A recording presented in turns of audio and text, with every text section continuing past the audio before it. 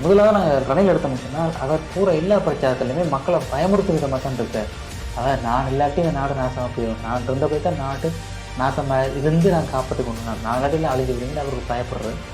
அதை தவிர்த்து நாமல் ராஜபக்சே சொல்கிறது தமிழ் பிரதேசத்தில் வந்து அவர் எலெக்ஷன் இருக்கிற போது வந்து தமிழ் மக்கள் எங்களை மன்னிச்சு கொள்ளுங்கள், எங்களை ஏற்றுக்கொள்ளுங்கள் என்று இஞ்சி பணிமையாக பேசிவிட்டு சிங்கள மக்கள் மத்தியிலே தமிழ் மக்களை பற்றி அரைகுறா பேசுவது இல்லையா.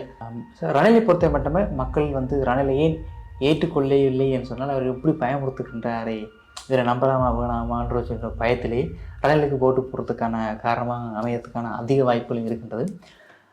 அடுத்த பக்கம் இப்போ வந்து நிறைய இளைஞர்கள் நிறைய சிங்கள மக்கள் வந்து சஜித்தை விட அனுரவுக்கு தான் அதிக வாய்ப்புகள் கொடுக்குறார்கள். அவர் தான் இந்த ஜனாதிபதி வரப்போகிறாருன்ட்டு நிறைய சிங்கள ஊடகங்களை சொல்லிக் கொண்டாலும் கூட தமிழ் மக்கள் அனுராவை ஏற்றுக்கொள்ள மறுக்கிறார்கள். என்ன காரணம் சொன்னால்